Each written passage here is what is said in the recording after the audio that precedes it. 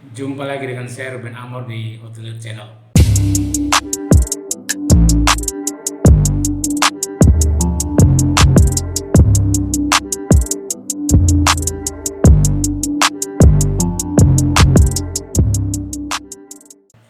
Selamat datang buat teman-teman para hotelier dan para owner properti, para pemilik hotel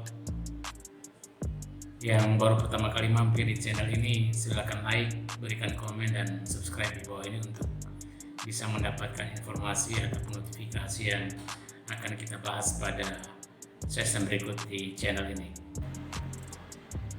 Adapun topik yang perlu kita bahas khususnya buat teman-teman para JM, atau boleh saya katakan ini adalah satu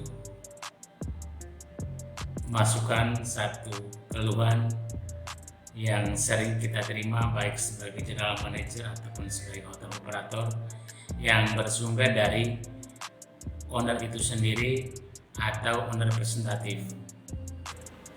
Ini adalah salah satu tanggung jawab kita sebagai seorang general manager ataupun sebagai hotel operator di dalam menjalankan fungsi kita secara profesional untuk mengelola, menjalankan day to day terhadap satu hotel yang kita pegang ataupun yang kita kelola.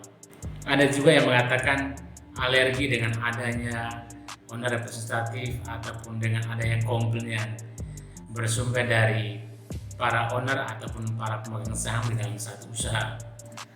Tetapi kalau kita melihat ini sebagai satu masukan, sebagai satu acuan, maka kita perlu memandang bahwa setiap masukan ataupun komplain yang sumbernya dari para owner ataupun owner representatif ini akan memberikan satu dampak positif. Kita bisa menjadi satu mitra, membangun kerjasama yang baik untuk saling melengkapi, saling mengoreksi satu dengan yang lain.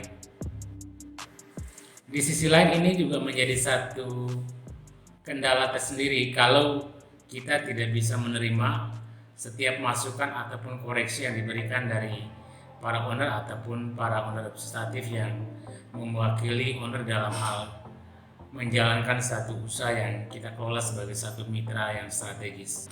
Pada kesempatan ini saya ingin mengupas sedikit tentang tema yang sering kita lihat atau yang kita alami, yaitu kenapa owner sering memberikan satu komplain atau owner sering komplain terhadap satu performance yang dilakukan baik oleh hotel operator ataupun oleh general manager itu sendiri di dalam kapasitasnya sebagai komando atau orang yang ditunjuk untuk menjalankan satu roda usaha. Setiap owner pasti memiliki satu harapan, satu ekspektasi yang begitu besar terhadap apa yang akan dicapai, apa yang akan diperoleh daripada kemampuan seorang general manager ataupun hotel operator di dalam menjalankan fungsinya sebagai nakoda daripada usaha yang dibangun.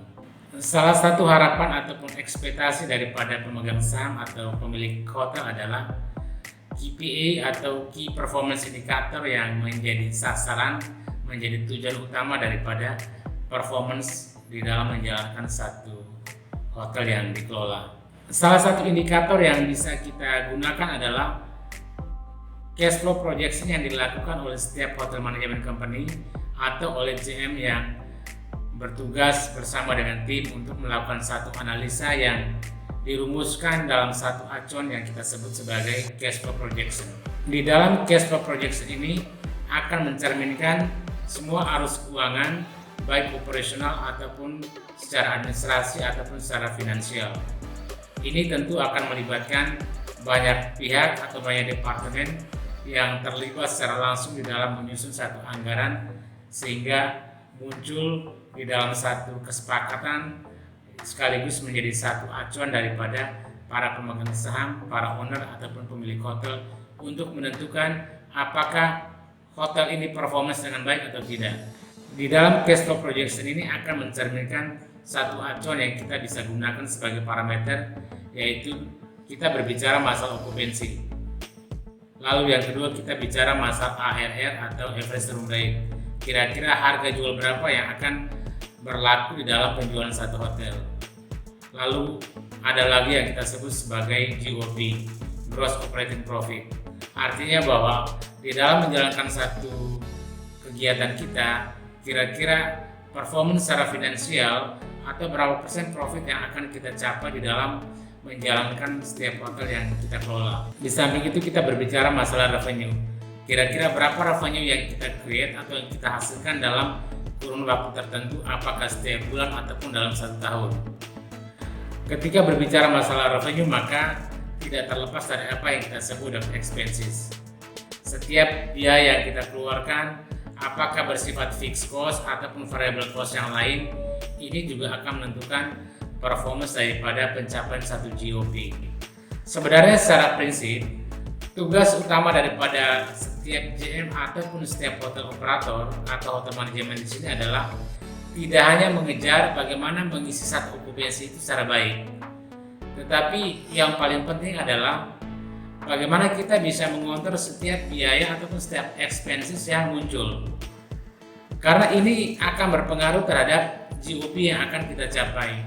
Dari GOP ini akan berpengaruh terhadap net profit berapa persen yang akan diperoleh atau akan diberikan kepada setiap owner dalam setiap tahun ataupun setiap bulan. Hal ini menjadi satu dasar utama agar kita bisa melihat cash flow ini secara utuh untuk melihat apakah kinerja daripada satu usaha ini bisa menghasilkan laba yang positif atau negatif.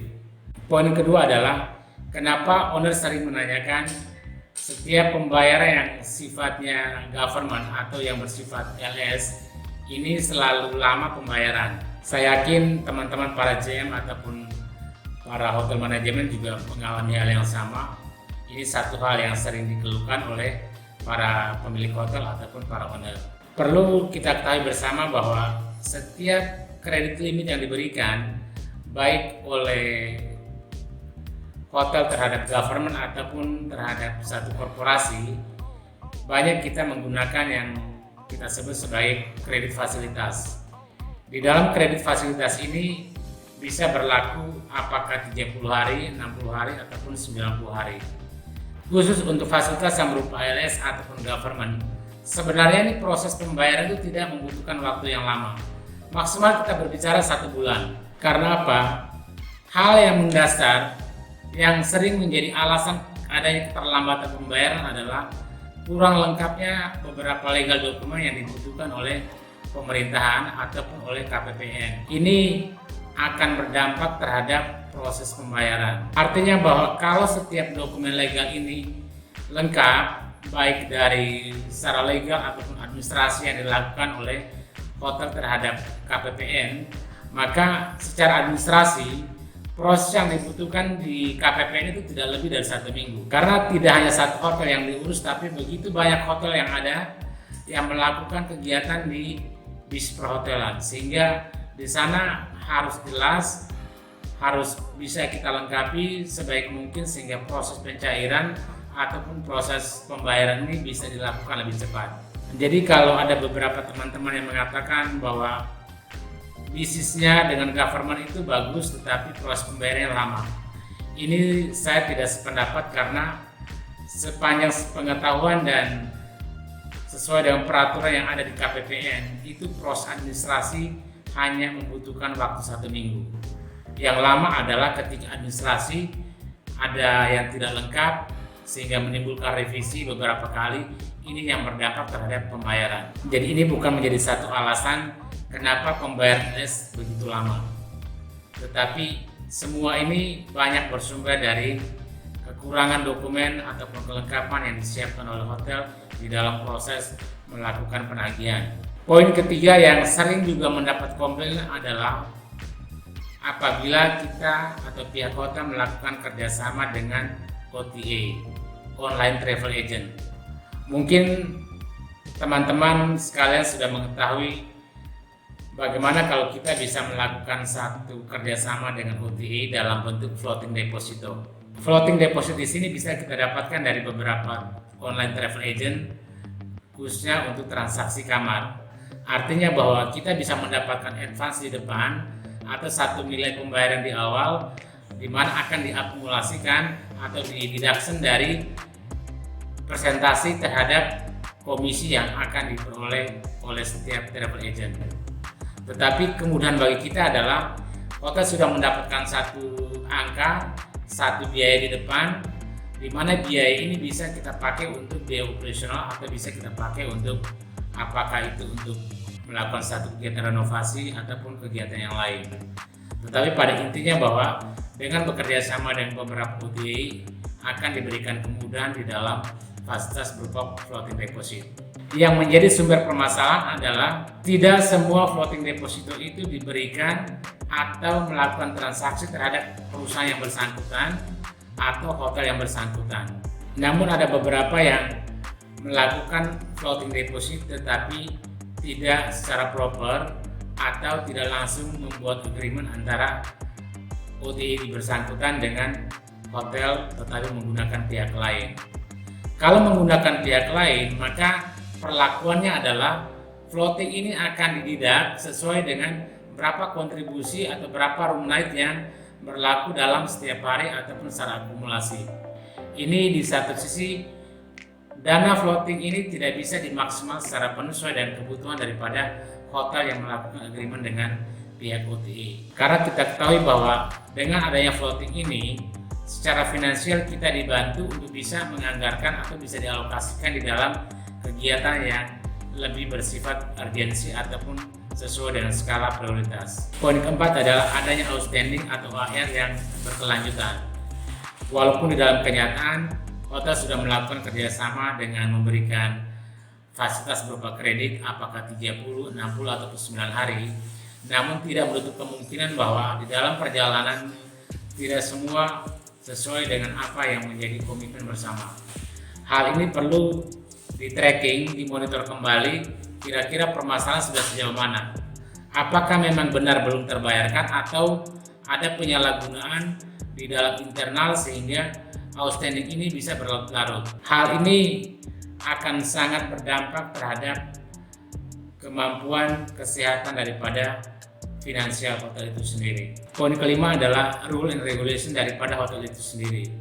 Setiap hotel memiliki satu aturan yang berlaku secara umum, di mana aturan ini bersumber pada aturan tenaga kerja yang berlaku atau undang-undang tenaga kerja. Ini kadang tidak disadari atau tidak dipahami secara utuh oleh para owner ataupun owner representatif, sehingga di dalam perjalanan sering timbul permasalahan atau overlapping di dalam menilai satu kebijakan atau satu aturan yang diberikan terhadap para karyawan yang bersumber dari JM ataupun hotel manajemen itu sendiri. Karena kurang pengetahuan terhadap satu aturan yang berlaku, maka terkesan owner ataupun owner rep ini selalu memberikan satu pandangan yang negatif. Ada semacam gap di dalam menilai kemampuan usaha daripada hotel yang dijalankan.